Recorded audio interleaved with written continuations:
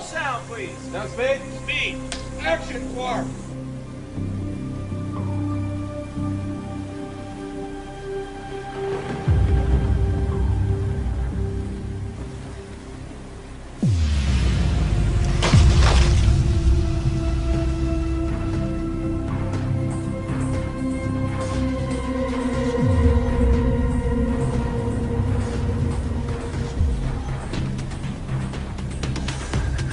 Holy shit, I'm cut!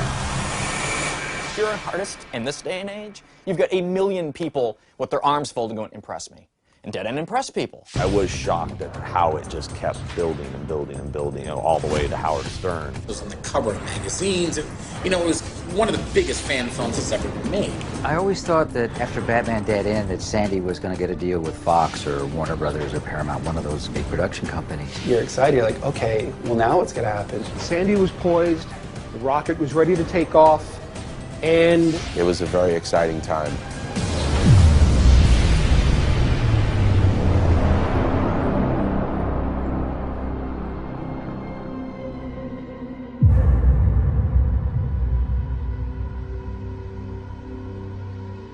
My love of art started with comic books. Those were the first things I remember reading.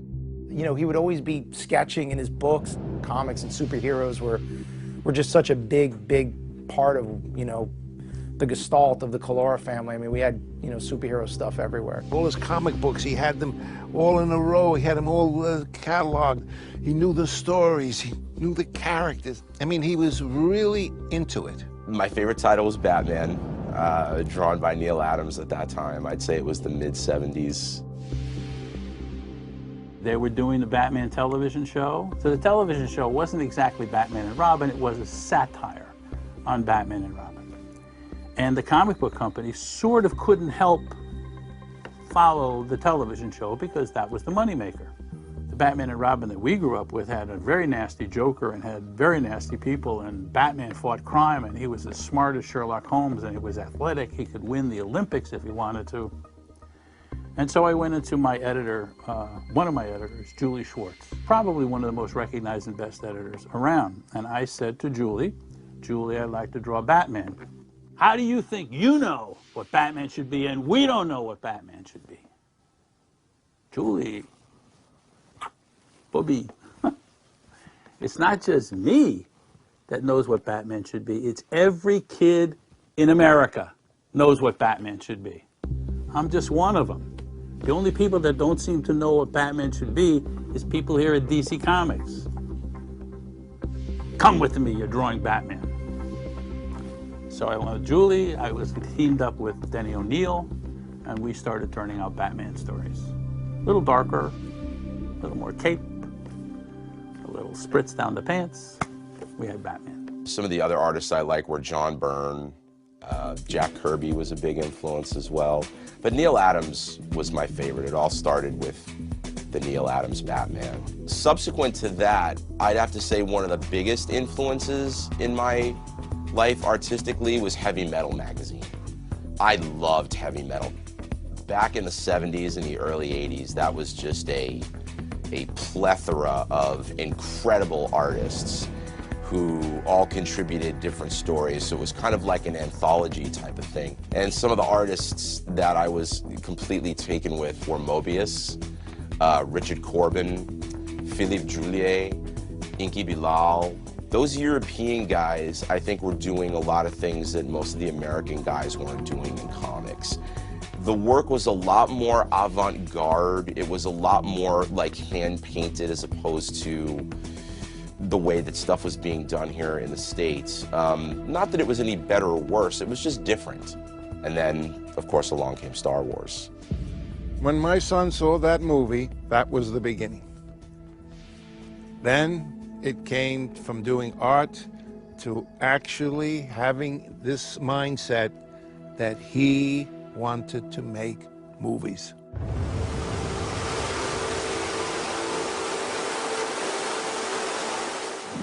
Some of the most beautiful topography we have in the state. I mean, it's like a geologist's dream, archaeologist's dream. Look at this place. It's like Jurassic Park. See if we can get a See if we can get a T-Rex. The first films I gravitated to were definitely the Spielberg movies. That's what first lit the fire, was Steven Spielberg and George Lucas. And that's how he started to get into the creature design and making the sci-fi movies and this kind of thing. Because it's bigger than life.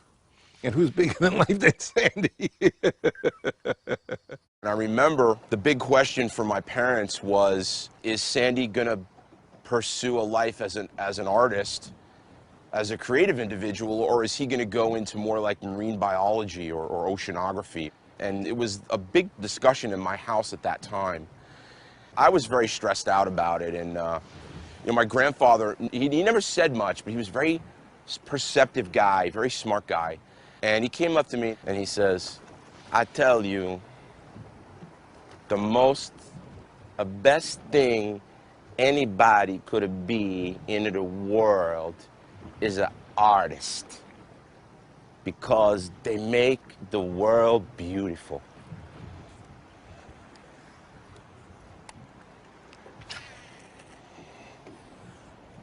That was it. Moving to LA from New York was a huge culture shock.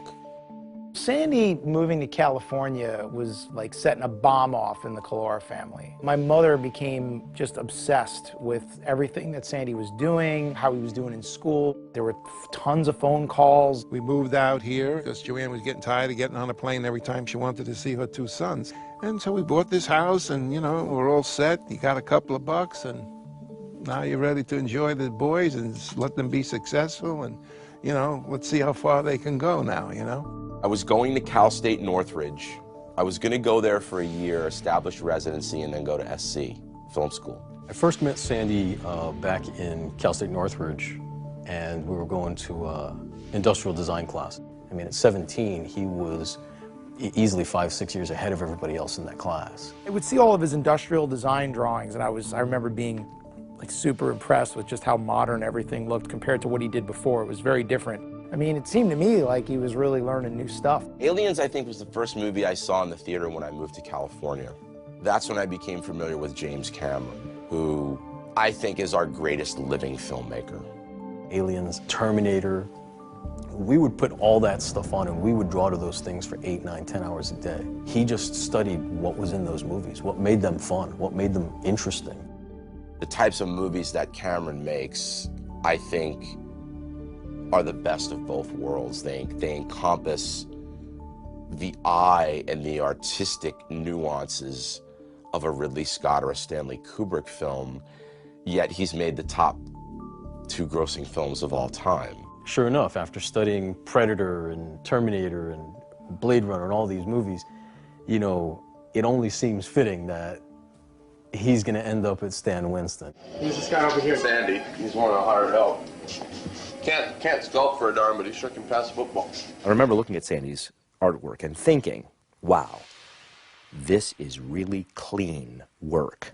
I mean, I could tell it already had a level of polish that most other people hadn't had at that point. And he had his portfolio and he's sitting there. It's like he has come to the place that he has dreamed of his entire life. I mean, his eyes are like saucers, he's looking around, he's really excited. Stan Winston's in the late 80s was a pretty magical place to me. I just remember there being so many talented people there, like I just never wanted to go home. He was an equal balance of just complete self-confidence in himself with being like thunderstruck and in awe.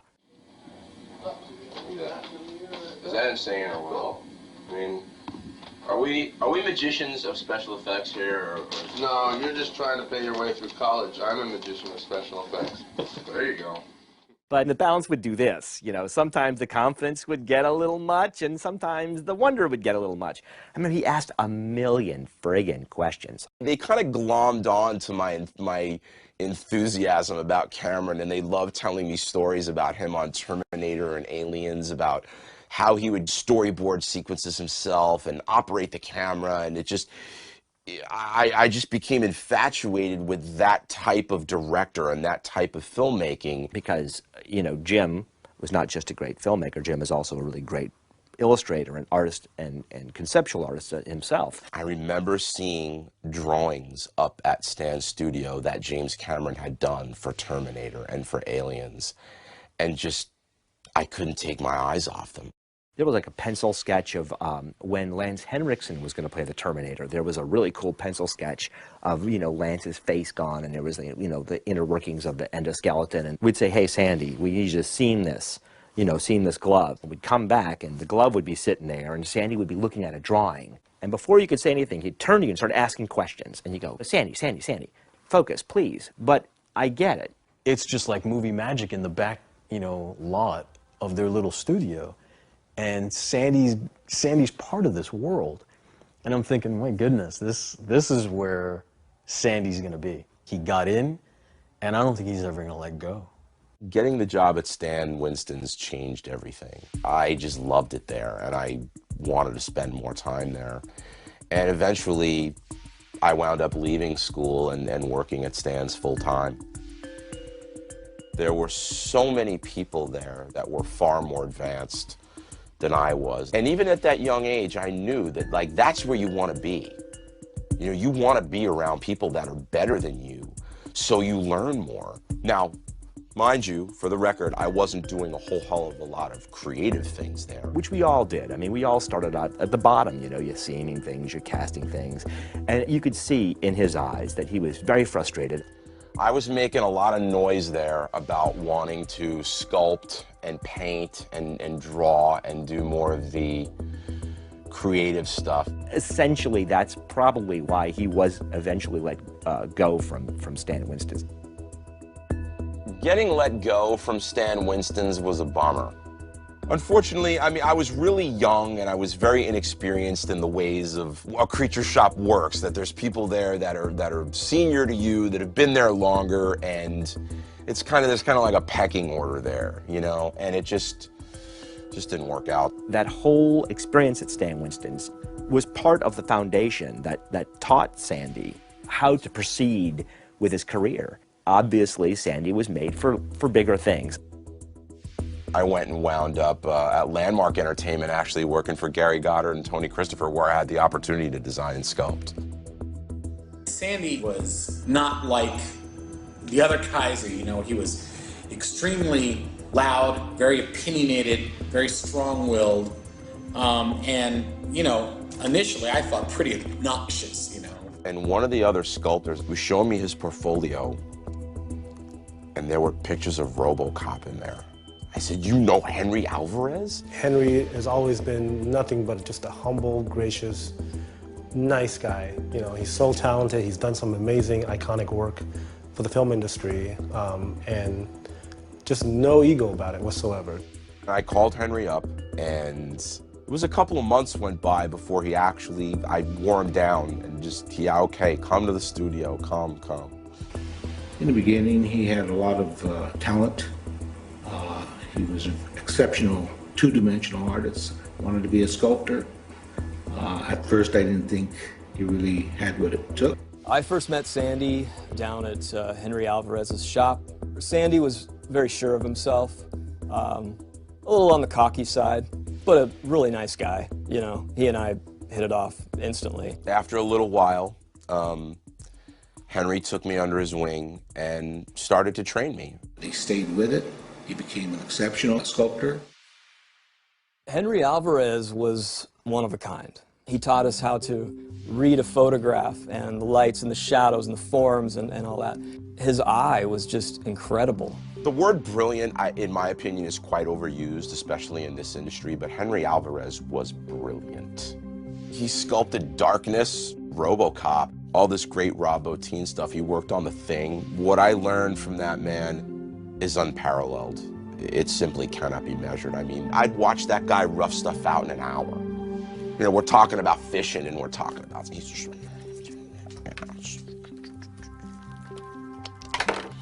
you know, and then 2 seconds later you look over, it's like, oh my God, that's Tom Cruise. You know, I've never seen anybody do that before or since. It's magical, magical man. Henry was like a second dad to Sandy. I think that connection was so strong because he saw in me what others didn't have the foresight or the patience to see. He saw the human being that was hiding under the arrogance and the confidence, and not a lot of people did that, especially when I was that young. Not only was he teaching Sandy the artistic side of things, he was also teaching Sandy how to be a better human being. Yeah, I miss the guy. It's tough talking about him because he's gone. Sorry.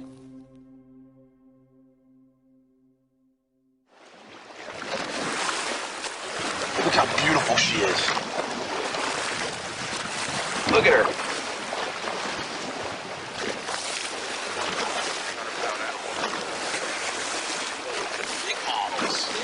Hey, buddy. Another day at the office. The 90s were a very interesting decade for me. I worked on some pretty high-profile films. I got to work on Jurassic Park, and I actually got to meet and work directly with Steven Spielberg on that project. I remember going in and bringing drawings and paintings and stuff that he was looking at and making notes on and stuff, so that was cool. I worked on Men in Black in '95 with Rick Baker. I'll never forget this. Rick Baker called me personally, and he brings me into this conference room, and who's in there? Steve Wang, Jordi Ushell, Moto Hata, Carlos Huante, Jose Fernandez.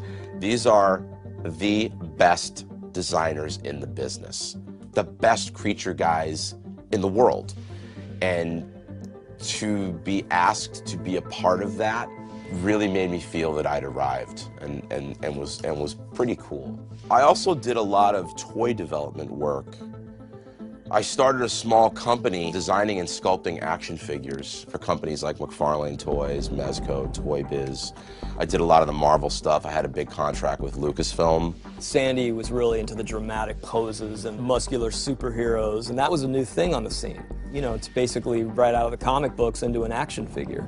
A lot of superhero stuff, concept art and maquettes for video games. We did a bunch of huge statues that were going to the different offices and whatnot. That was a blast. He was doing these toy prototypes for tens of thousands of dollars. Somewhere along the line, he decided, I don't care about all that.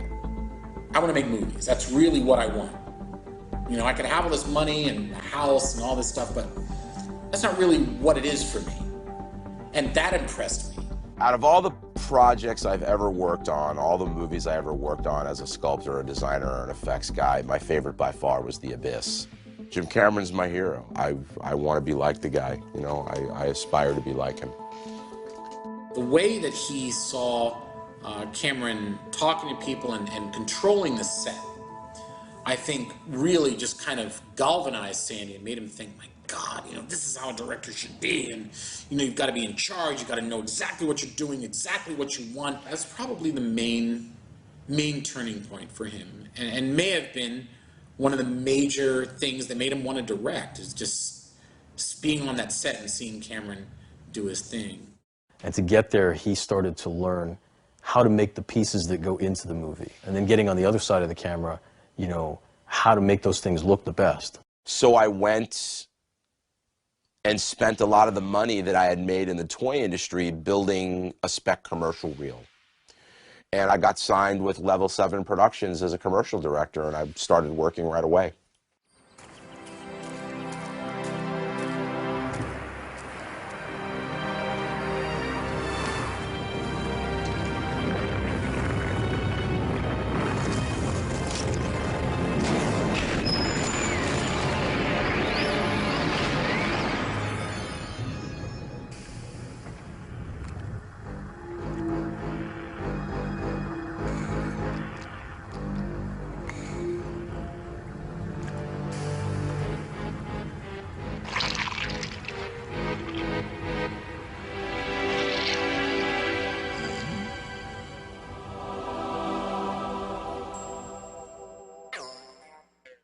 I had visited Sandy at L7, and he had shown me this incredible commercial he had made for like a Japanese sports drink or something. It was a soccer game underwater, and I was thinking, holy crap, how did he do this? You know, it was amazing. It's still an amazing commercial.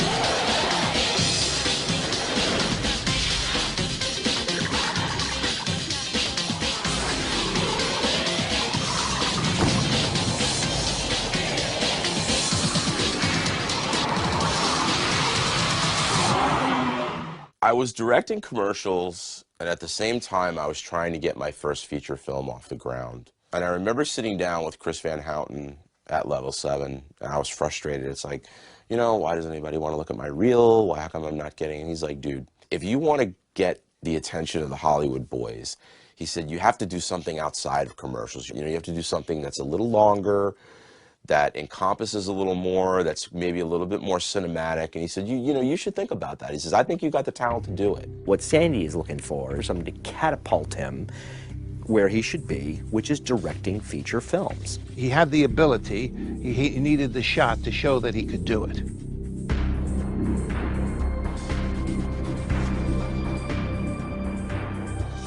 So I thought to myself, you know, I'd always wanted to see the Batman that I love, the Batman that I grew up with, you know, the Neal Adams Batman. I wanted to see that come to life on 35mm film. And I thought, while we're at it, why don't we incorporate some other things into this film? Instead of him fighting the Joker solely, let's have him fight the Predator. Predator is my favorite film monster of all time. Hell, let's throw an alien in there. Let's just make a big mashup of all this stuff. When he told me what he wanted to do with Batman Dead End, I kind of told him he was crazy. I actually warned him. I just said, you know, why would you want to waste your money and do something like that? You know, do something original, do, you know, whatever. But there was no telling Sandy what to do. He's a huge fan of Batman, huge fan of Predator, you know, huge fan of Alien, and I think it was inevitable that he was going to make this movie. Myself and a guy named Mike Hernandez, old college buddy, storyboarded the movie. He tells me what he wants, he gives me the script, we go through it, and we would just be throwing these drawings back and forth. So somewhere in between the burgers and the fries and the late night, we're banging out these boards. And I took the script into Chris Van Houten with some storyboards, and he looked at me and he smiled. He says, this is a little bit more ambitious than I was talking about. He says, but I think this is the right idea, kid. I remember I told Shannon Shea, I said, I want to spend $35,000. And he says, you know, is Level 7 paying for this? And I said, no, I'm paying for it myself. He said, wow, why? And he said, let me ask you a question. How much money would you invest in yourself if you knew it was going to lead you to a directing career? You know, some people invest in stocks, bonds, T-bills. Some people invest in real estate. I invest in myself because I know that's a worthwhile investment. My parents were a tougher nut to crack on Batman Dead End because, unfortunately, my mom was diagnosed with cancer. That also meant that my parents didn't have the time or the wherewithal to be as supportive of that as they had been my other things. And I knew that going into it, and I knew that was going to make it all that much more difficult. And thus it began. So the dumpster basically sits right in the middle. Simon Tams and Darren Hicks wanted to produce this movie for me. And I think their support of it early on was key. And they said that they knew some people that had worked on the previous Batman films that could really help out. Simon knew that I'd worked on some Warner Brothers Batman features, Batman Returns, Batman Forever. I worked on Batman and Robin, and knew I was a big Batman fan and thought that I'd be the guy to help Sandy realize this costume and make his vision come true. I met Sandy late 2001. He was doing a project called Archangel, where he needed a pair of angel wings, animatronic angel wings.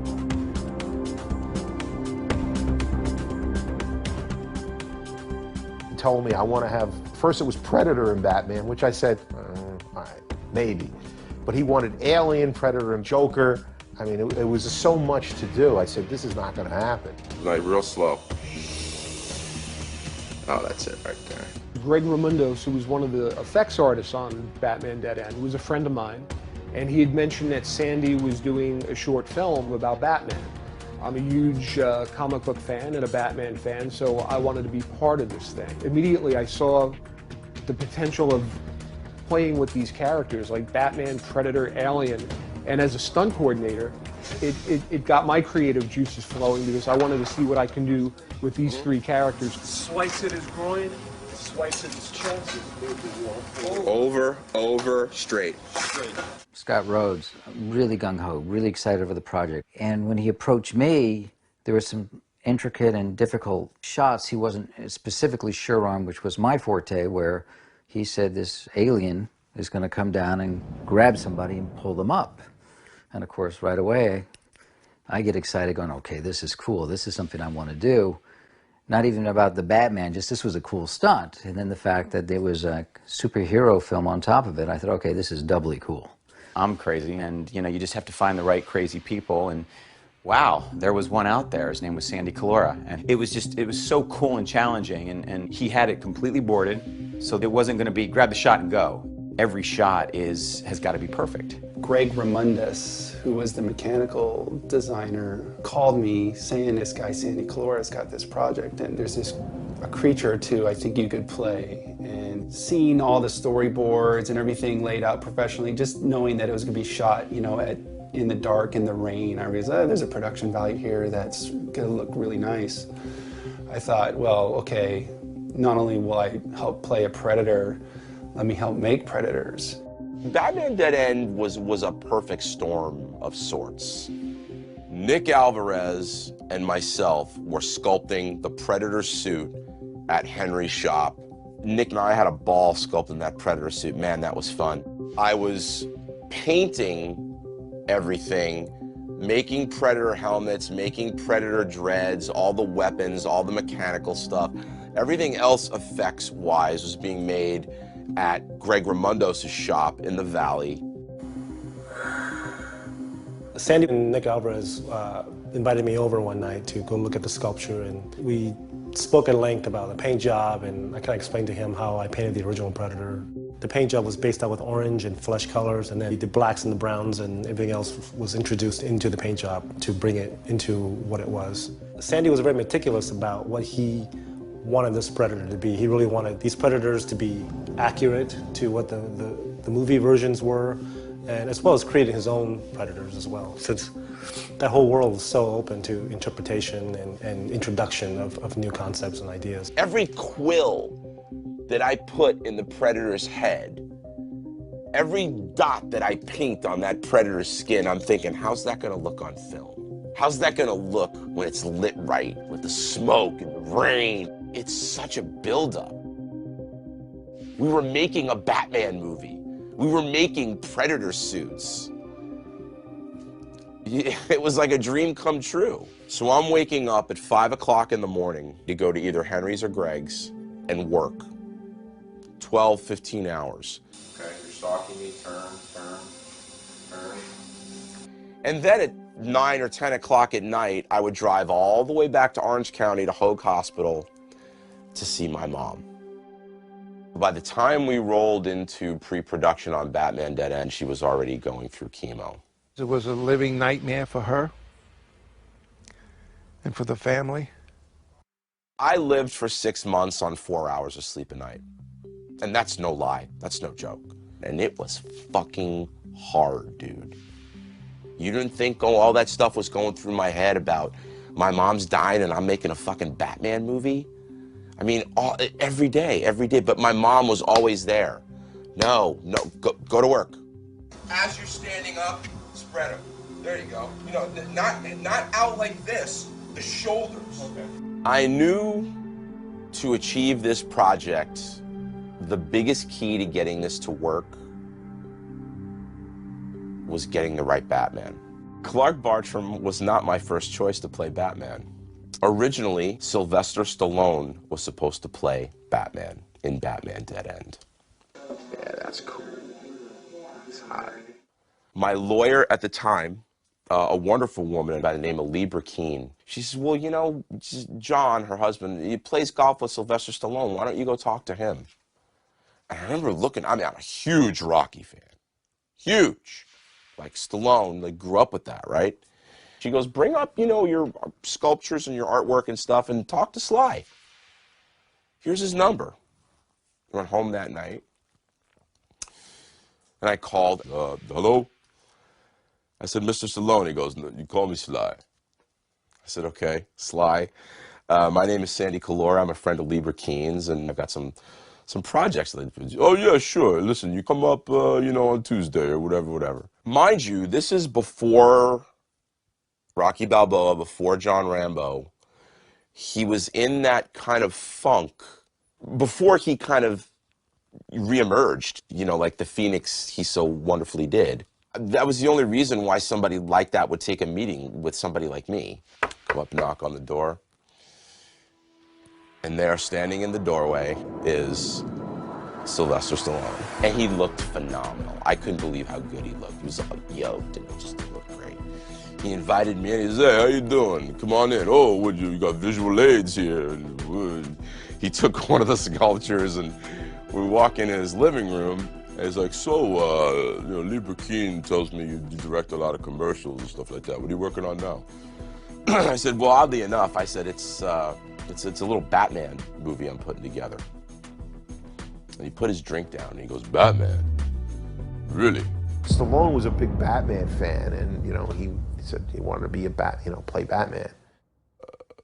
How sure are you that, you know, the studios aren't going to come after you?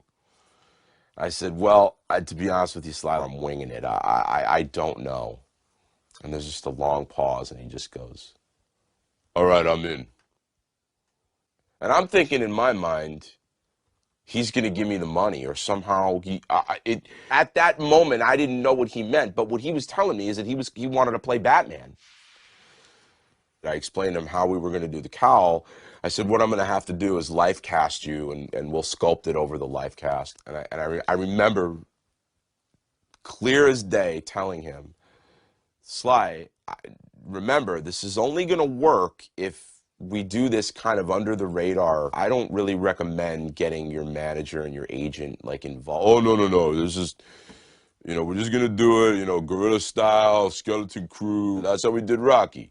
In typical producer fashion, I remember telling Simon that we got Sylvester Stallone, and he goes, you know, now that we've got Stallone, you can get whoever you want to play the Joker.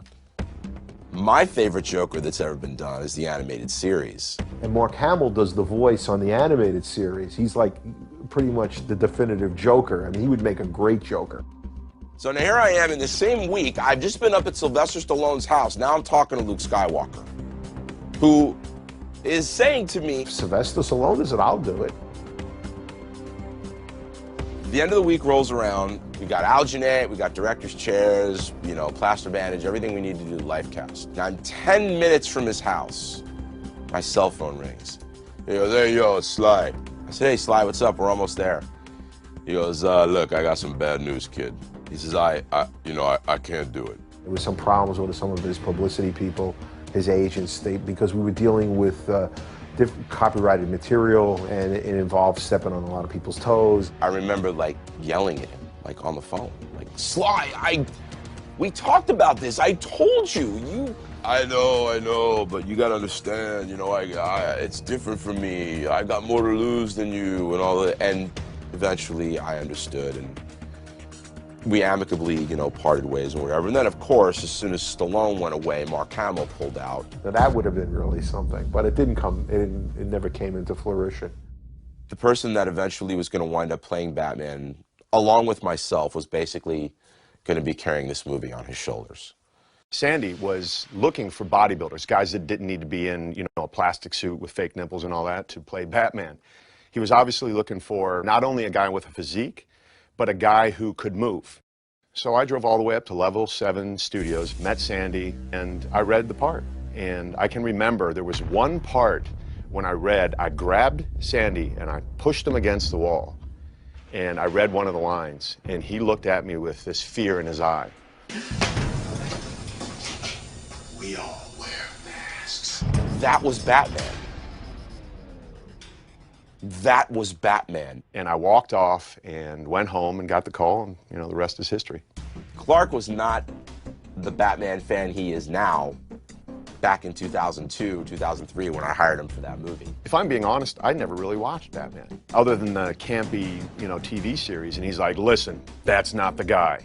He sent me a DVD of the animated series, and he said, I want you to study this voice. Criminal scum like you made me.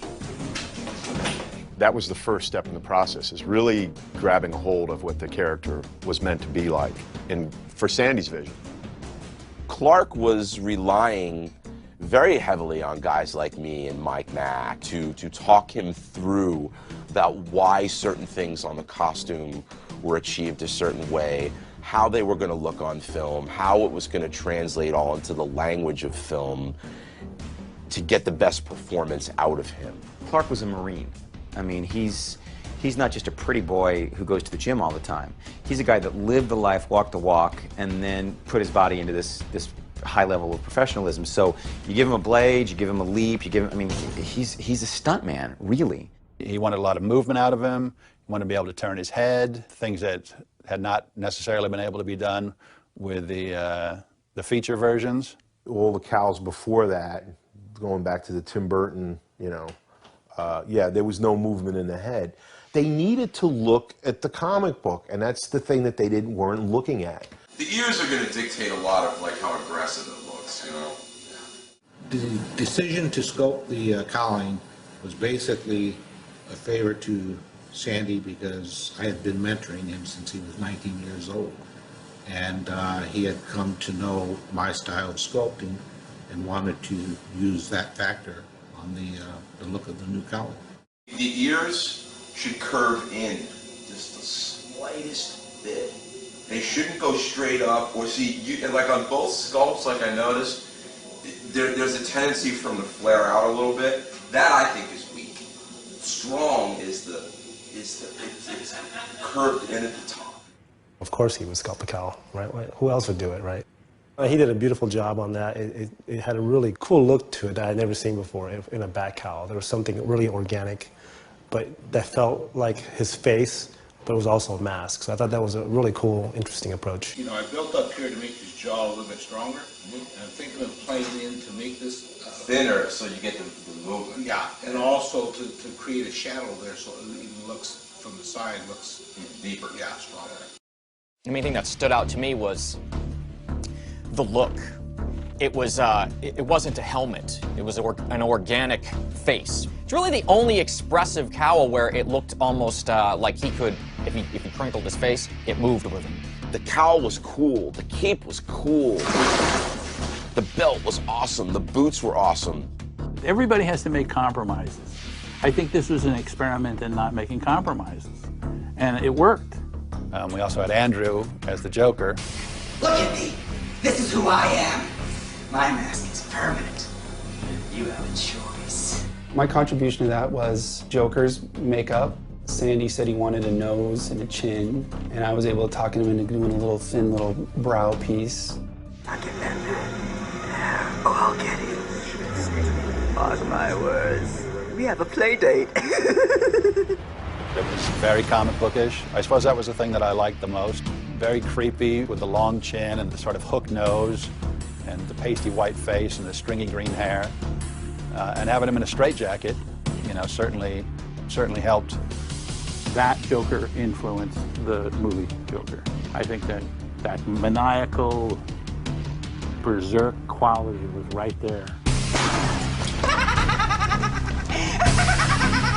I can imagine the actor watching that over and over again. That's it. The camera does. Give me the teeth. It was just really neat getting to work with real actors, guys that do this for a living, and guys that are stuntmen. And when I got to meet the stuntman and start doing that, that's what really was fun to me. Getting out there and fighting people and just playing in the streets like a little kid. It wasn't so much that Sandy handed me a finished script of the fight scene. In a lot of ways, it was like Ben-Hur. You have this epic script, and in the middle of it, it says chariot race. Now that's 11 minutes of screen time and like months of somebody's life. And as the stunt coordinator, it was up to me to come up with the concept and make that happen for him. So what we did was we sat down over lunch and we just brainstormed a bunch of ideas. What would you like to see in a Batman Predator fight? What would I like to see? I knew there was one thing that was going to cause a little bit of controversy, but I liked the idea of Batman versus Predator in an alley at night in the rain, very guttural, very visceral, and he pulls up a lead pipe and starts whacking Predator with him. I knew that was going to split the fans kind of down the middle. The irony of Bruce Wayne and Batman at the height of technology with everything this guy has at his disposal. When it strips it down, he's slammed into the wall. His first instinct is to pick up a lead pipe and start swinging it. The lowest tech thing you can have. And that's one of my favorite parts of what I brought to the fight. Stepping into the shoes of the Predator after Kevin Peter Hall, I knew that there was no way I was going to be able to half-ass this. To the production's credit, they had Clark and I so well rehearsed in that fight, we could have done it blind.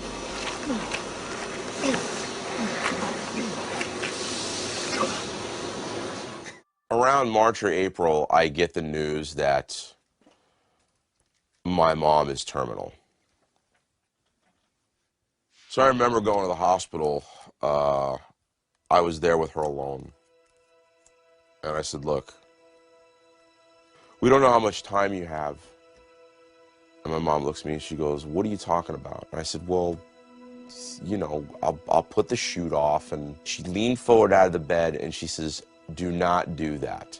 If you quit this movie, I'll kill you. So I'll take you with me. You're not quitting this movie.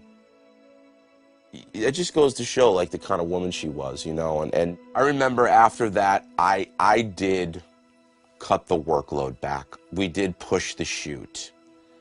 Not a lot, but enough for me to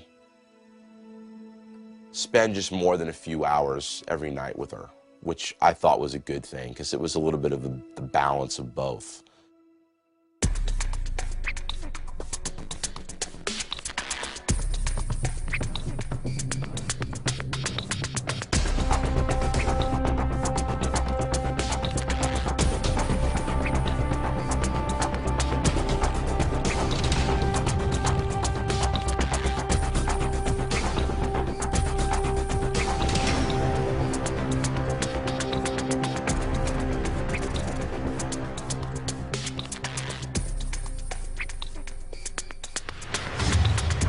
Might be able to get the Batman cape shot off of here instead of the condo.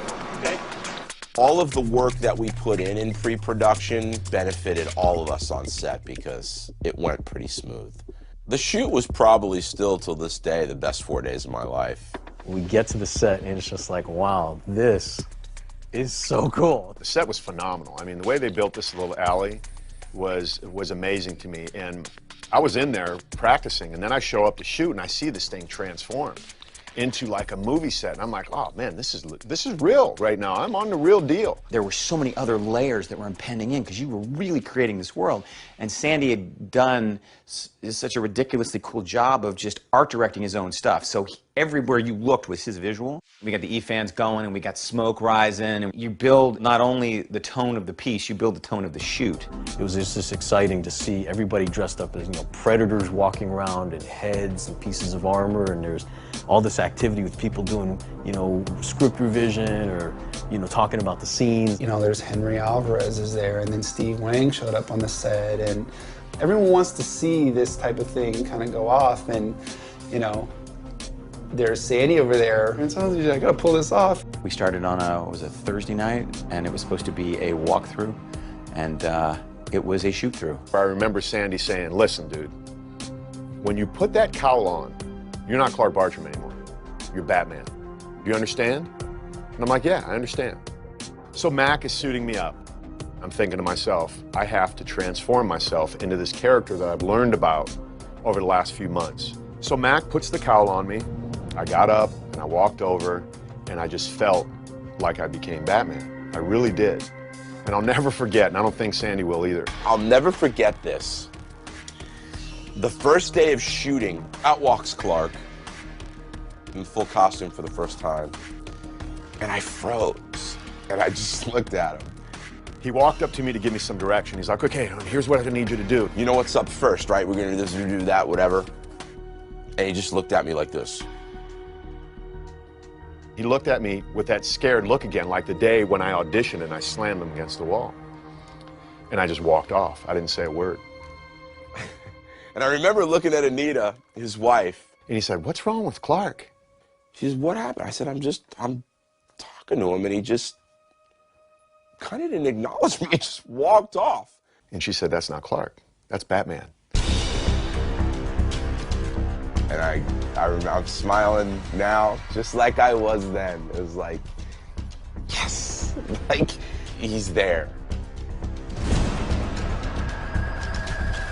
So from that point for me, it was on. When he walked out in that outfit, that was just like the punctuation to, as an AD, everything coming together.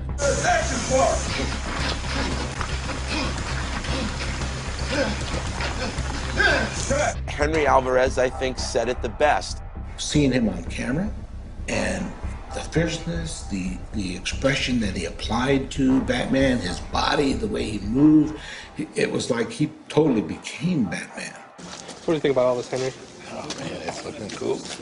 There he was in the flesh, standing right next to you, a life-size action figure that encompassed all of the best elements from Neal Adams, Alex Ross, Simon Bisley, Brian Boland, Mike Mignola, all the great artists that had drawn Batman.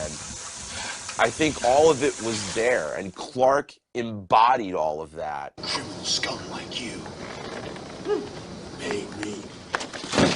I think Clark Bartram was probably the best Batman I have ever seen on film.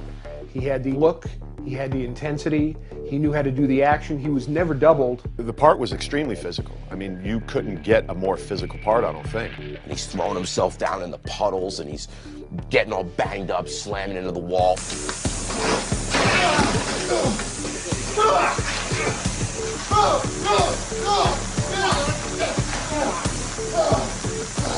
That's what Batman should be, in my humble opinion. When I read the comics when I was a kid, I didn't know it at the time, but what I was seeing in my head was Clark Bartram. I wanted to fight him. I wanted to fight him. That's all. I saw that guy, he'll probably kill me, but I want to fight that guy. Tough guy. If that guy's got a bigger upper arm than I have, I respect that. People got the chills. Seeing, just in the shop, like him just walking by with the cape kind of flowing behind him, and just that gait, that swagger he had, you know, like that's Batman just walked by here. That is the Dark Knight. We had the same aspect when we were working on Superman back in 1970, and Chris Reeve walks on the set, and they wrap that cape under him, and it's Superman right out of the comic books, and that's amazing, and that's what Clark portrayed. And Clark, give me your, and Kirk hit him, and Clark, I want to see you. Come back right in this light. This is where you gotta be. I like to have things very prepared when we get on set, because I want to be able to capitalize on those kismet moments, those happy accidents, or those great things that you see when you look at your AD and go, hey, look, I know we're supposed to go here after this shot, but I really like the way that the steam is coming out or whatever. Yeah, you gotta come see this. You get caught up in the energy of someone who's so focused, and he's gonna be going, ooh, I love the way that the Batman cape hit in the water. Everybody get in there, and I'm like, oh, this is cool. Oh, that is just sickening good. Yeah, Robert. The famous or infamous shot of Batman leaping off the roof, hitting the ground and the puddle, slowly standing up with the cape slowly rising behind him, was like one of the most iconic shots in the entire short. I look at it like Bernie Wrightson's Batman, the Gothic Batman. Bernie always made the cape flare and bigger than it was, and that one shot was exactly like a Bernie Wrightson drawing, where it comes up and the cape is amazing. Like, thank God it's MOS, because everyone's just, oh my Holy shit, that's good! Oh, yeah! People think it's an effect shot. They actually think that it's CG coming up. And that's just the juncture of preparation. I mean, it's the old luck thing. It's the juncture of, preparation and opportunity. Can you tell the camera what you think without taking your pants off? Let's put it this way. This shot will be in the film. I mean, that doesn't come from a filmmaker who doesn't understand cinematic shots. That comes from a person who really gets it.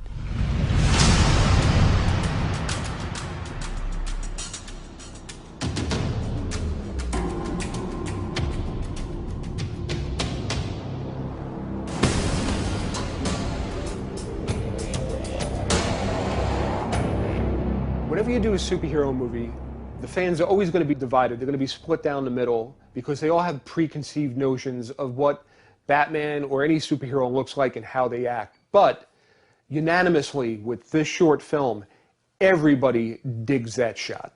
It was just me, Vince, and Nick focused. Like, we're going here, we're going there, we're going there, we're going to turn around. All the while, Clark soaking wet. Cast and crew soaking wet.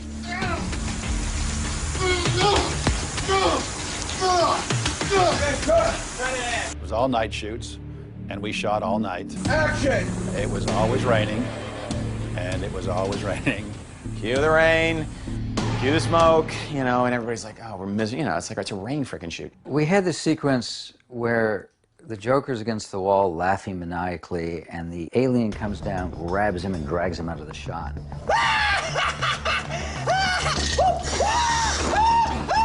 And this was cool because it hadn't been done before, and I used a ratchet that had a reversed ratchet that brought the one figure down, grabs the Joker, and pulls them both out of the same shot.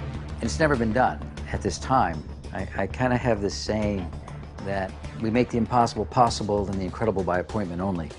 So this was kind of an appointment only thing because we were going to make something really incredible. You're going back to art.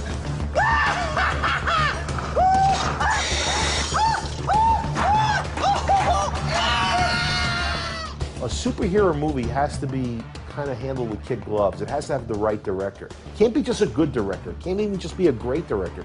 It's got to be a director that knows the genre. And you have to be a comic book fan. If you're not, it's not going to come off. It's not going to work. When Sandy gets a take that he likes, and you hear cut, you usually hear a cackle or a loud scream or some kind of like boisterous response. That's Sandy, and you know that he likes the take. Criminal skunk like you made me. Jesus Christ almighty! The director says action, and I walk up, and I plant my feet, and I bring up my fist, and I look at it, and I look at Batman, and I punch. And then the director says, Kurt, that's the greatest thing you will ever do in your life. We're looking at playback just going like, oh my God, this is going to work. This is going to work. I recall everybody just kicking ass. And that's the kind of shoot you come to LA to do. That's the kind of shoot you come to Hollywood to be a part of. Batman Dead End was that shoot. It was the Hollywood dream. We lived it.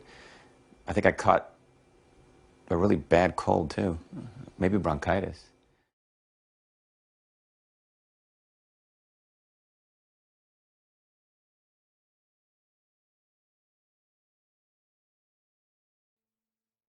San Diego Comic-Con 2003, Batman Dead End was going to premiere there as part of the Comic-Con Film Festival. San Diego Comic-Con is the mecca for any comic book fan or anybody who's interested in anything in the genre. I mean, once in your life, you have to go to San Diego Comic-Con. Sandy goes, you ever been to a Comic-Con before? And I'm like, no, but I live in San Diego. I've been downtown and I've seen all these people running around in their costumes and stuff. And to me, again, as not really a comic book guy, it was all kind of weird. I remember driving down to San Diego to go to Comic-Con. I'd never gone to Comic-Con before. And the drive from LA to San Diego normally is a 2.5-hour drive. It took 6 hours. Myself and my girlfriend at the time were staying at the W Hotel, and Stan Winston was staying at the W Hotel that year as well. I actually gave him a DVD at the hotel. I said, I know you're busy, but watch it when you get a chance or whatever. And I felt good about seeing Stan and getting his blessing and all that. It was going to show in a little room up above the main floor. It was a small room. It only sat a couple of hundred people. I mean, it wasn't some big venue kind of thing. And we had these little cards printed up, these little 4x5 cards that just had the silhouette of Batman. And I think on the front of it said, Batman Returns, for real. Sandy gave us all big stacks of cards and split up and started passing out invitations to come to the screening of Batman Dead End. People had seen some of the photos that were on the back. There was a photo of Andrew as the Joker and this great photo of Clark. I honestly did not know what to expect. I didn't know what was going to happen in the next 3 or 4 hours. Clark and myself periodically would go up to this room where the film was playing, you know, at 10:30, 11 o'clock, and we'd look in these rooms, and I kid you not, there were like 10 people sitting there. And Clark and I are looking at each other going, man, I hope people come to see this movie. I literally, I mean, I was worried. I made sure to go early to the room, because I thought there might be hard to get a seat. So I sat through a lot of other films waiting for our film. 2 o'clock rolls around, or whatever the time of screening is, and I go up there, and I come out of the hallway, and there's a line to get in the room, and the lights are off in the room. The previous film to Dead End is still playing, but there's so many people packed in there now, and I remember just feeling so bad for the guy, whoever it was who had made the film, the one that showed before Dead End, because he had a packed house in there, but they weren't there to see that movie. They were there to see Batman, because when that movie was over and the lights came up, nobody moved.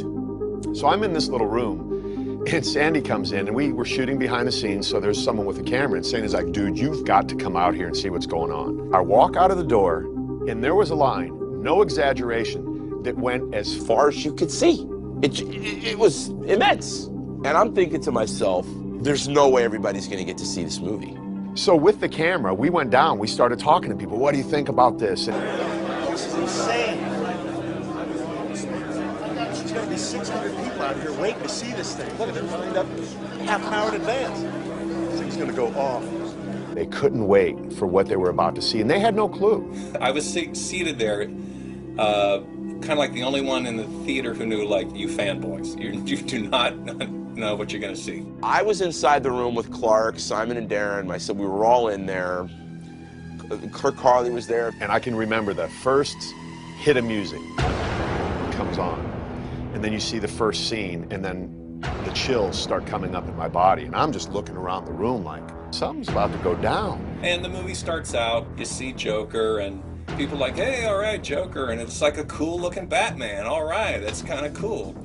And then when Alien shows up and grabs Joker and pulls him out of frame, audience goes crazy. And the brass knuckles fall to the ground, clank, clank, clank, and Batman turns around, there's another alien waiting for him, and the audience goes crazy again. And then there's the close-up of the alien head, and then... They freak out when they see the Predator. And they're like, oh my gosh, this is nuts. People are going crazy. I'm looking around, still not knowing what's going on, because I had no clue, really, what I was involved in at the time. Then it ended. The place went insane, just crazy insane. It's got a standing ovation. People, and they want, everyone's yelling, show it again, show it again. So then it was all about all these people that were standing in this line wanted to get in to see the movie. So I remember that at that point, the fire marshal got involved. Now you can only have so many people in this room. And the guy that was running the projector, the DVD player, came up to me and says, look, if we can get all these people out of here and get another couple of hundred people in here, we can show it one more time. So Clark, me, Darren, everyone's out there. All right, out. We're going to run it again. Bring another group of people in, show it. And then after the second showing, the audience went crazy.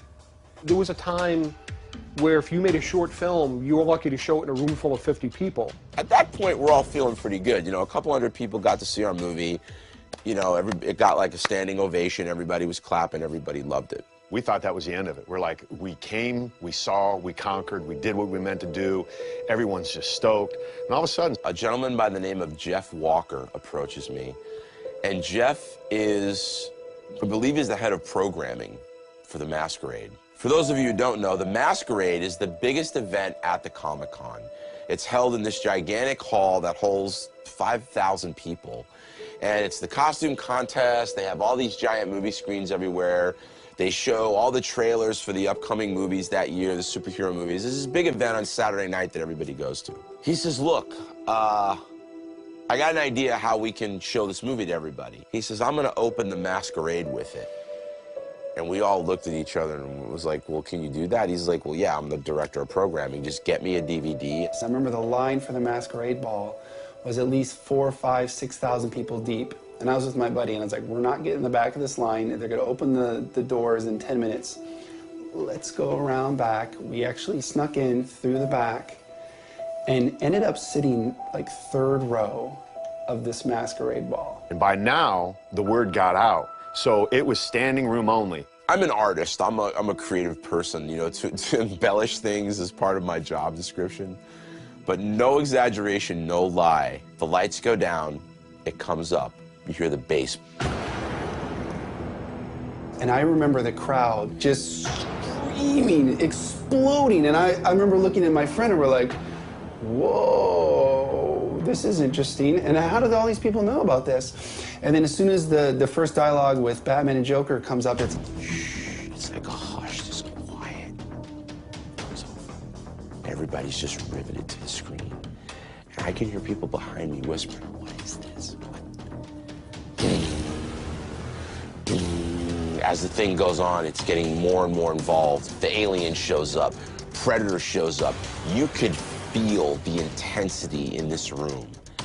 And at the end of the movie, when Clark turns around and pulls out those two batarangs and the Predators come into frame, and it cuts to black and it says written and directed by Sandy Collora, the entire place went fucking nuts. I got chills. I looked at my friend and we're like, who would have thought like this short was screened in front of this many people, and the roar it got. I mean, of all the other trailers they ended up playing that evening, that one had such a huge response. I'm all the way in the back, and literally there were people standing on their chairs at the end, screaming and yelling. I get up and I walk off to the bathroom, and I went in the bathroom to pee, and I'm like, this is unbelievable.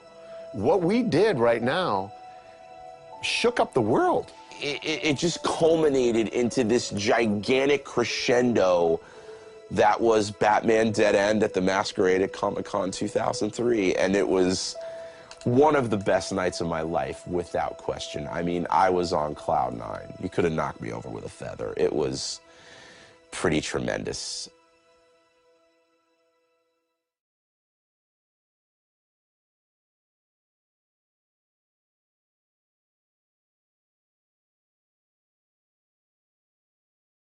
You know you have a hit on your hands when you show your movie on a Saturday, and then on Sunday you go to the dealer's room and it's already for sale as a bootleg on dealers' tables. I guess that's the ultimate form of flattery there, is being bootlegged, you know, so you're legit at that point. All of the DVD guys would have a stack of Dead End, and they did something tricky. They would print a different cover, and I'm just like, is this different? And they're like, oh yeah, that's a different one. It's got like extended stuff, and I'm like, oh, I already have that one. They're like, no, no, no, this has got like 10 minutes of extra stuff. And I bought like a second one, and I'm like, man, that guy fucking lied. This is the same one. But it's good because I used to watch it on my computer. Like, I would just keep it, and then it got stuck in there. So it's good I had a spare. When it hit the internet, and people were saying they were going nuts, people were downloading like crazy. We were driving back to LA, and he was getting phone calls. Then Ain't It Cool News picked it up, and Harry Knowles and company were kind enough to do a blurb on us. If you're an artist in this day and age, you've got 1 million people with their arms folded going, impress me. And Dead End impressed people. And then that's all anybody talked about. I was shocked at how it just kept building and building and building, you know, all the way to Howard Stern. He got a tremendous amount of attention. People were drawing cartoons about him. Tons of write-ups. Was on the cover of magazines. You know, it was one of the biggest fan films that's ever been made. Kevin Smith was talking about it. This guy was writing it up. The New York Times was calling me. The LA Times was calling me. My head was spinning. It's the honeymoon, right? Everybody's all excited about it. It's the big buzz. I was jealous.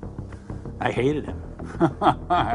And he could have made it better if he just called me. When he made this film and it came out cool, a seed was planted in Hollywood to show, A, this can be done, if you guys take the time to try to figure out how to do it right. And B, there's an audience for it. High-powered producers, directors, everybody wanted to see this magic little 8-minute film. And you're expecting the axe to fall, the other shoes to drop, and I think the studios were just like, my Lord, that's just good. I bet you they all went, what do we do? I always thought that after Batman Dead End that Sandy was going to get a deal with Fox or Warner Brothers or Paramount, one of those, you know, big production companies. Sandy put his money where his mouth was. You can't ask for better than that. And that was his whole reason in doing it, was to prove that he could do exactly what the fans wanted. After the success of Dead End, and the response was so large, it's like, okay, well now what's gonna happen? You know, I got an agent, I got a manager, and it was a very exciting time. You know, it probably went to his head. You know, it had to. If it happened to me, it'd probably be the same thing. It's hard not to. I've been in that situation where everybody goes, oh my God, that's brilliant, that's great, and you tend to go and get a little bit of a puffed head. So the humility, I think, was his biggest downfall. Sandy has a bit of a reputation, and, you know, he's one of those guys, you either love him or you hate him. And, you know, he's rubbed some people the wrong way in the industry. I told him, are you recording this? Yes. Okay. He's gonna get pissed. All right. I told him, after we were in that small room where they were premiering all the short films, he got up on stage. Like he won the Academy Award.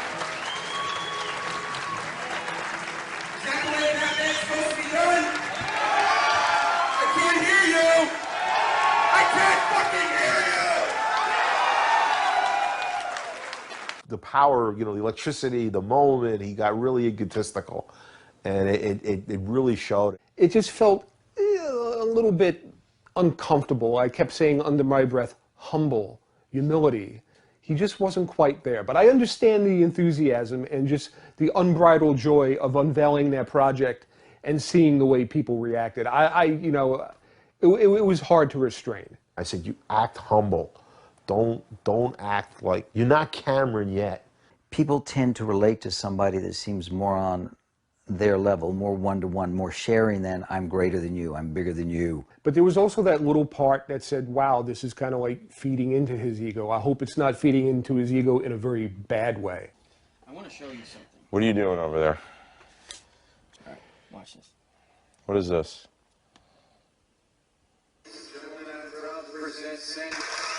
Oh my God.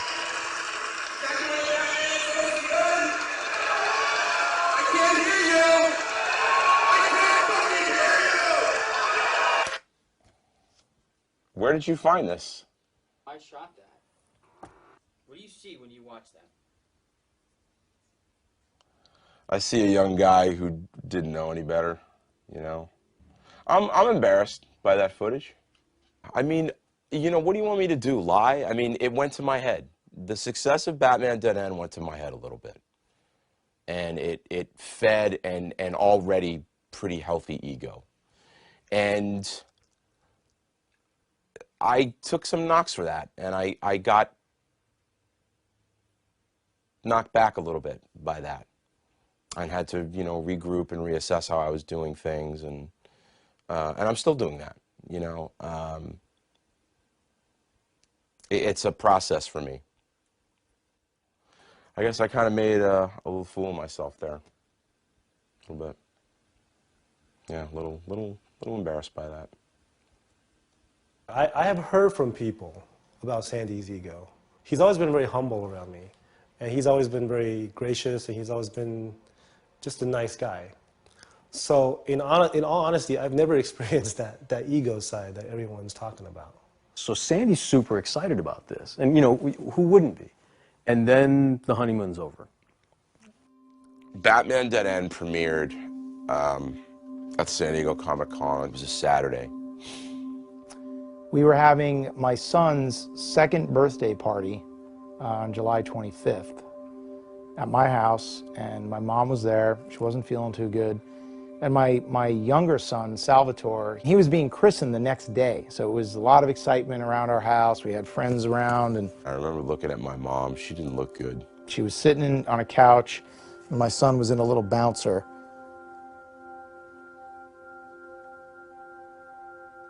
And she was just holding his hand.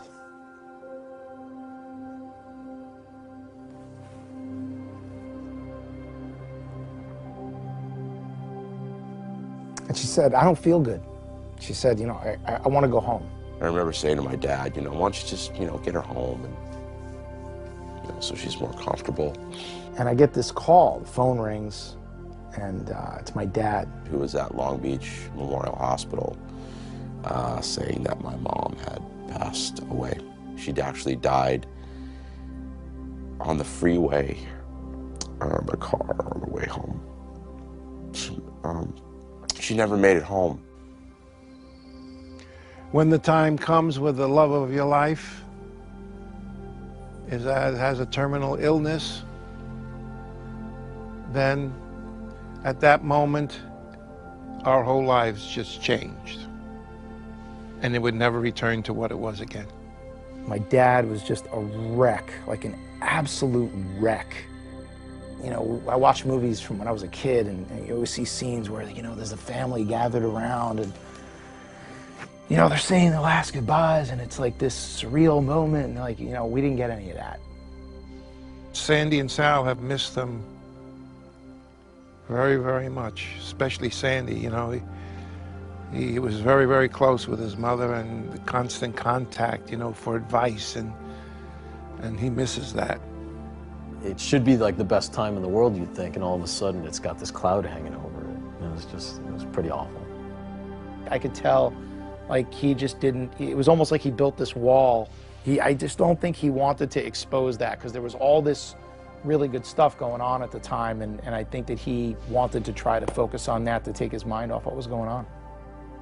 And I just saw a different side of him that I don't think a lot of people have the chance to see. That is when I saw the real gentle side and the loving side of Sandy, and that's really what made me have a heart for the guy and really know that this is the kind of guy I wanted to be his friend. It was hard for me to stay focused on what was going on because now, you know, I had to deal with her death, the funeral arrangements, agents calling and managers calling and studios calling, and I'm burying my mother. And Sandy's reaction was to get up, and he was going to fight through it. But that wasn't going to stop him. All right, andiamo. And that's the thing that I really admired about Sandy in that moment, was that he was going to do it. I mean, it didn't matter that he got punched hard and things weren't going exactly the way he wanted to. He was just going to take that and turn it into something that he could use. You try to knock him down, and man, he's going to bounce up and finish the job. And that's Sandy. You know, he's got that determination. And it's part of the determination that makes the man that he is. A tremendous amount happened to him in the year or two following Batman Dead End. The first thing I said to Sandy was, whatever project comes on your plate, take it. Just do it. Don't make the mistake that I made. Because I had done a film years ago that got me a lot of recognition, a lot of notice with the studios. And so a lot of projects came my way. We're talking and meeting with all these people. I ended up not doing those projects. And I think in the long run, in hindsight, looking back, I realized that that was a mistake. I went on a lot of meetings and I talked to a lot of people about, you know, doing a feature film. And I was given a lot of scripts. The industry term is considered to direct, where I met with the creative people at the studio, I met with the executives, I met with writers, I met with actors. And there were a few films that I was hovering around and being considered to direct. After a few of these meetings, I could see right away that I wasn't going to fit into this machine that was the Hollywood studio system. I don't think he listened. Because again, he's passionate about what he wants to do. He's very headstrong about his ideas, the kind of films he wants to make. He should have just bitten the bullet and done a studio thing that maybe he didn't like, and he could have shown his talent through that, you know? Could have done a crappy sequel to something or other, and then people will be like, hey, you know, look what he did, you know? I remember my agent and my manager telling me, well, you do one.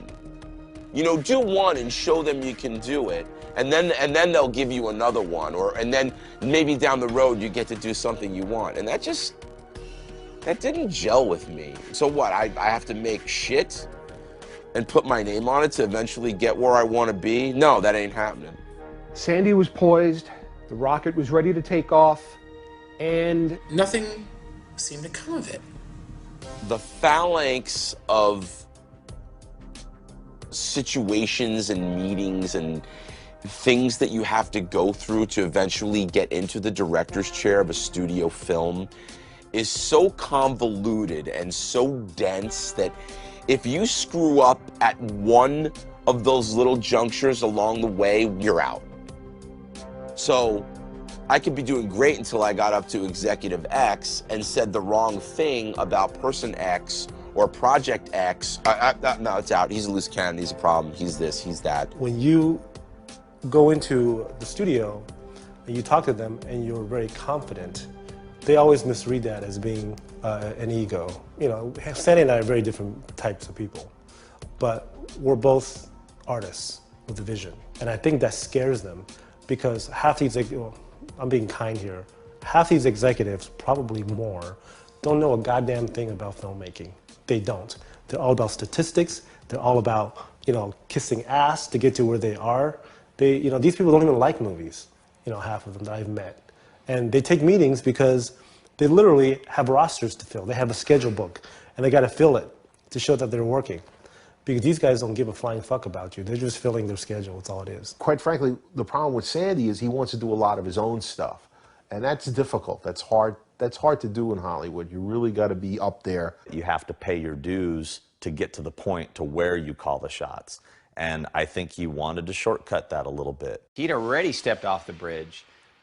I think in Sandy's mind, there was no turning back. Batman Dead End was why we all came to Hollywood, to make cool stuff. It wasn't like Sandy was going to go, all right, well, now that I've made one cool thing, I'm going to go and join the machine and just bow out and just give them the drill, the junk they want. No. He had, you know, screwed some of those deals up by being stubborn yet again on passing on projects he probably should have taken when the opportunity was right there in front of him. Were there opportunities? Sure there were. Would those opportunities actually manifest themselves into feature films that I could have directed? I don't know. I never got that phone call at that meeting where the studio executive said to me, "You are the director of this picture." And I think that really took, I know for a fact, it really took a toll on him. Because I could hear it in his voice.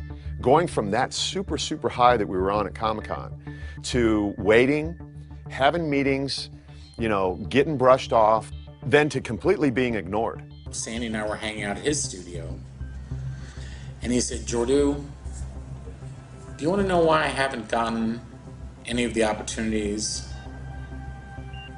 that I feel I deserve? Do you know why?"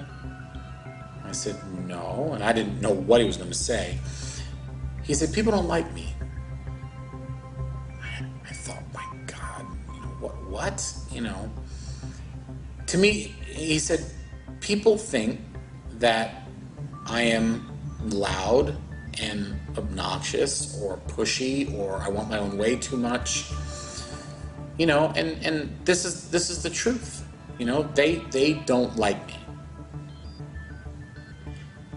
And I was bowled over by that, because that was like a level of honesty I don't think many people are capable of. Yeah, there might be people out there, even people in my own camp, that, oh, what did it get you? What did Batman Dead End get you? And I've never looked at it that way.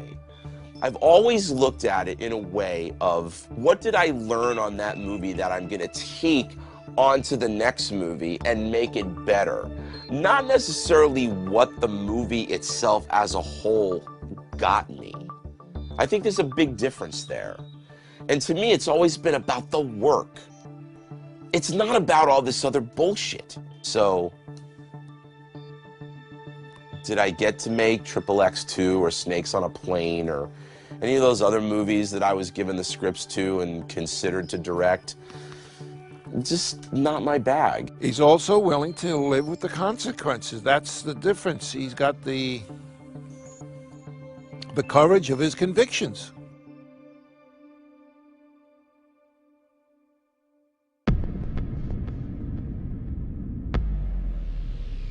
He has a lot of good ideas. He had a lot of good scripts, which he did some sculpture and artwork for. He started really working hard on his next big thing.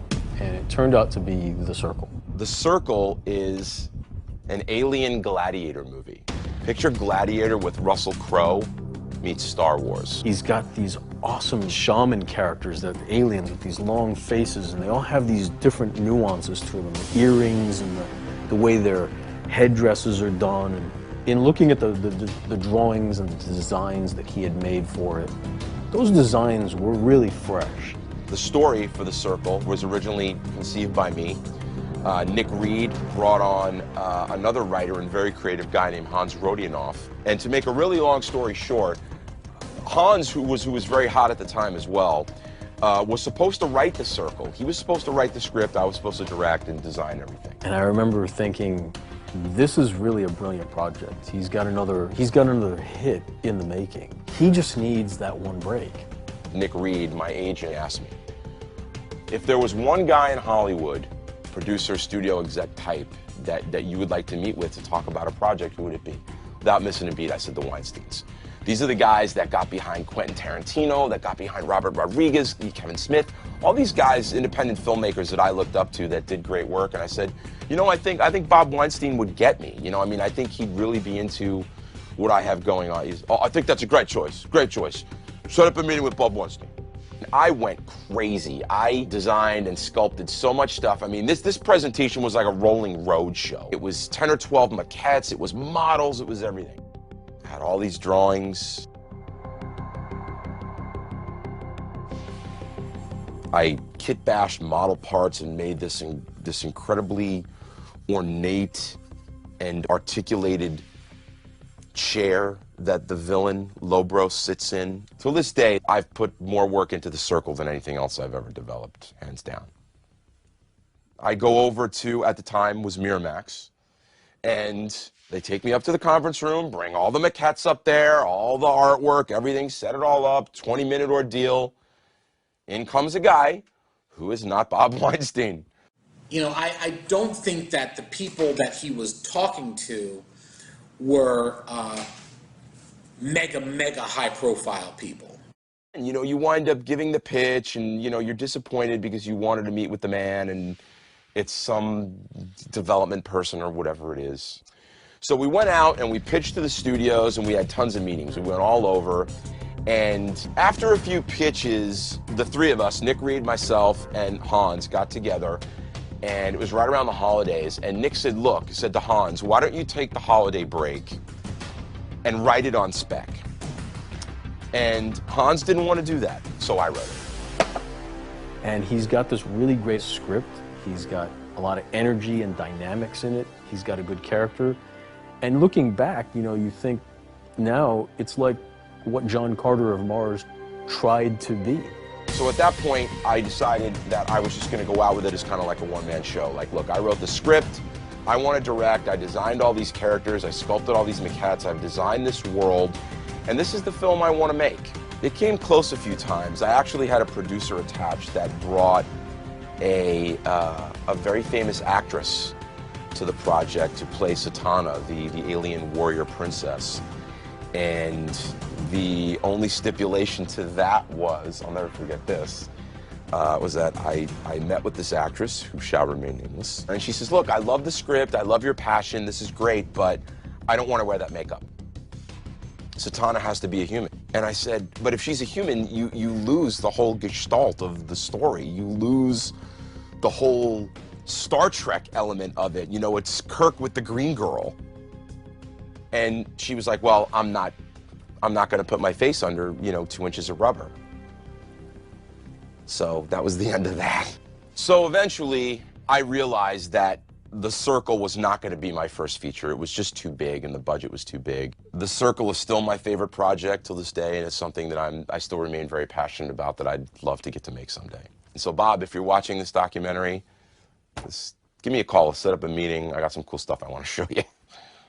This business is filled with people who get knocked down and have to get back up. That's part of the business. It's part of the job. It took Sandy a while, but over the years, he's managed to develop that skill. Although we kept pitching and I kept trying, I always knew in my heart that it would have to be a pretty special producer, a pretty special executive and a pretty special studio that I would have to work with to be able to do what I wanted to do and how I wanted to do it. Once in a very long while, you'll meet somebody who actually knows what they're doing, knows what they're talking about, and can see when someone has talent and is inspired and will want to get behind that person. It's rare. It's so rare in this business.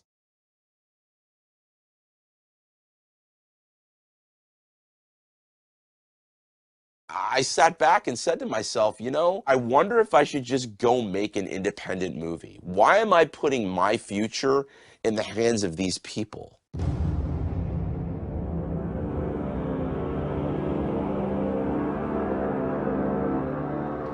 It was a tough 5 years in between Batman Dead End and Hunter Prey. He said, I'm going to do this, and I'm going to do it for this much. It's going to look like this. He did drawings and storyboards. He went on and raised money and sold his insane toy collection and all this crap to finance his own film, Hunter Prey, and do it his way. And that was Ball Z. Ball World War Z. Because, you know, I don't know if I would take the last of my money and just fly without a net like that. He tells me he's got, I don't know, like a $250,000 budget or something like that. I have to scale everything back and work within the budgetary constraints that I have. But to me, it's worth doing that to do what I want to do and maintain the creative control that I wouldn't have at a studio at this juncture in my career.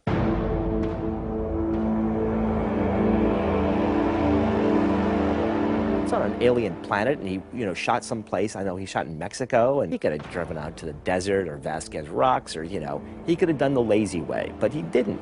He went someplace that was going to serve his vision. When I'm on a film, this is my world right here. This is my world. This is all I care about right here, is what's in the frame. Everything outside of here is black. It's periphery. I have to make this. It was a tough time. I do remember getting to Mexico, getting to the house where we shot at. Right on the beach. Beautiful. Out the back door was the beach. And every day, we would do a 180 and march out into the fucking desert. And it was like, okay, well, you're gonna wake up at 4 or whatever in the morning and start makeup. And I was like, well, we're doing makeup. Oh, right here in the kitchen. Okay, where's the lights? Well, here's one light. We had one spotlight to do the makeup. Not always good food. Not always food. Food that I would never eat in a million years, surrounded by, 20 people that I would probably not hang out with in any other circumstance. It was hot, it was miserable. We had no vehicles, so we just humped everything in. Halfway through the day, I was thinking, how do I get out of this? It was an environment that was absolutely horrible. One girl in there, one bathroom, everybody, dumping in the same toilet, one cold shower. Sandy told me out of his own mouth, he said that the people that helped him with Hunter Prey, the crew, he said, I don't think they'll ever work with me again because I pushed him so hard. And I said, well, Sandy, it's like, I don't have to tell you, the bottom line is your film got done, right? True. Yeah. He will stop at nothing to get something done. That's what Jim Cameron would do. That's what Ridley Scott would do. That's what Steven Spielberg would do. I have a very strict and a very intense work ethic. What he was able to do and construct as a story by showing us a little bit of outer space and a little bit of the characters in an environment of technology, and then really jump into the environment of the desert. I thought that was just very well done. And what he puts together looks just top-notch. I mean, he's got the special effects with the ship coming out of the sand.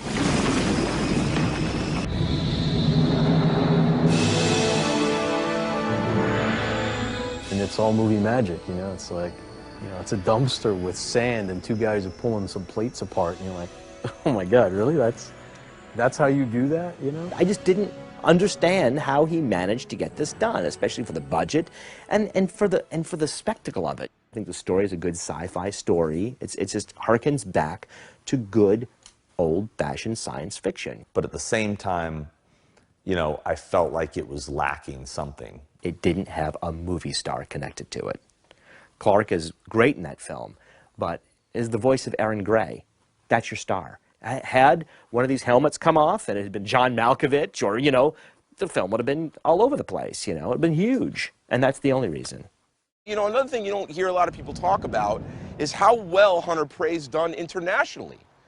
Done incredibly well. In the UK, it was big. In Australia, very popular. Japan ate it up. So it was not a big blockbuster. It didn't get a theatrical release. But he did it. Again, he did it. He made a feature this time. A full-length film. And it drags and has its problems, but he made a feature. Now here's something where you can say, I have the experience, I've made a feature, and there have been careers built on far less than Hunter Prey. Making independent films is a war of attrition. The entire process from getting financed and shooting and distribution and all that, it's like pushing a giant rock up a hill. And you push it, you push it, you push it, you get it all the way almost to the top, and then it rolls down over you, all the way down to the bottom, and you have to walk all the way down the hill, get behind the rock again, start pushing it back up. And the second time, maybe you don't get as close as you did the first time, and it rolls back over you again, and you got to walk back down to the bottom of the hill, pick the rock up again, start pushing it back up the hill, push. That's what being an independent filmmaker's like. He's going to just keep doing it. I mean, that is what he does. He just keeps getting up and going back, and he figures another way. But if you can get that rock to the peak of the mountain and get to make your film and have the creative control, nothing on earth like that. And that's why I keep doing it.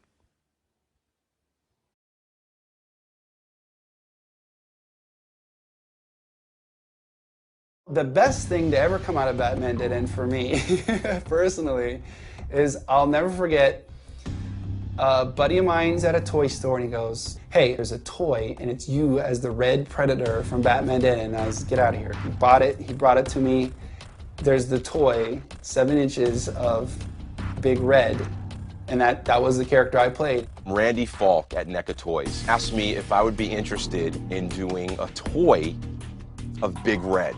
Initially, we decided to do Big Red really just for ourselves because we figured out there's no way we're going to be able to make this as a consumer product because of it being fan film and not sanctioned or licensed and everything like that. And it turned out really cool. And then we just kept looking at it saying, man, fans would love this. And the more I looked at it, the more excited I got about the idea that at that point I had been working with Fox. I sort of approached the topic with them to see what the reaction would be and how they felt legally about covering something that's sort of in that gray area. I got him on the phone and I said, what's this all about? And he says, well, we'd like to know how you feel about us making an action figure of Big Red. I said, I feel great about it, but the problem is you got to go to Fox. I mean, it's up to them. And he goes, well, we already went to them and they said that we had to go to you. Legally, not required to do that on our side or Fox's side, but I think everyone has respect for what Sandy created, and I think initially he was stunned. I was really surprised by the whole thing. I was really taken back. And then said, yeah, that's great, but I'd like to sculpt it, I think was his response, and I was like, well, we kind of already did it. Less than a year later,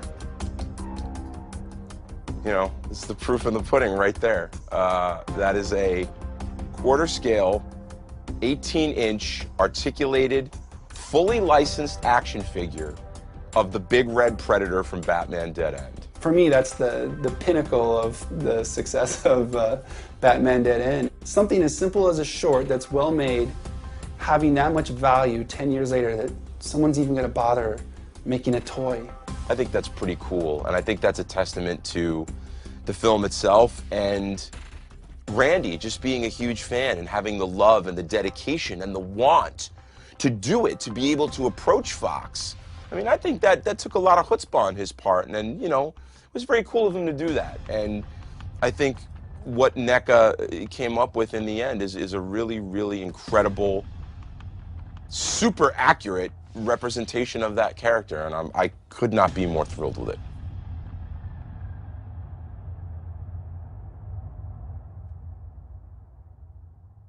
I went and made Hunter Prey, now I'm going to make Shallow Water. Sandy gave me that script before we even did Hunter Prey, and I've always said to him, I think the story, the concept, making a creature suit, I think that's his real true passion. So I have really high hopes for this project being a breakthrough original concept. For Shallow Water, I don't know much about the project yet. He did invite me and Shannon Shea over one night to look at it, and I think it's a cool design. It's certainly interesting. I have not seen a turtle-inspired creature in a while. You know, this next one could be the one that starts putting the guy on the map. I hope so. Everything that I learned on Hunter Prey, the mistakes that I made on Hunter Prey, are all going to come to bear here. This movie is much more commercial. It's much more faster paced. Different genre. This time I'm tackling a horror movie, which is something that I've always wanted to do. It's a very gritty, gory, real horror movie.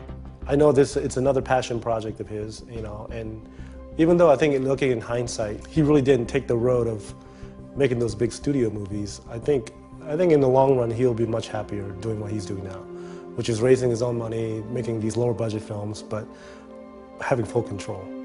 Because when you have total autonomy on a project, there's nothing in the world like it.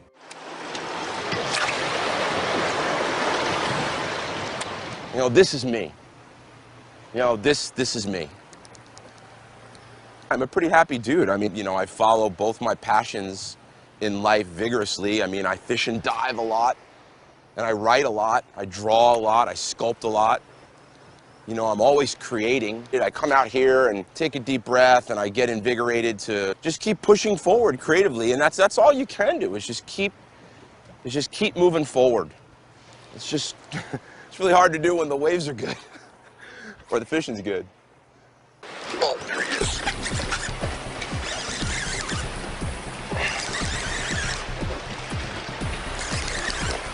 That's a better fish. Oh yeah, that's a good one.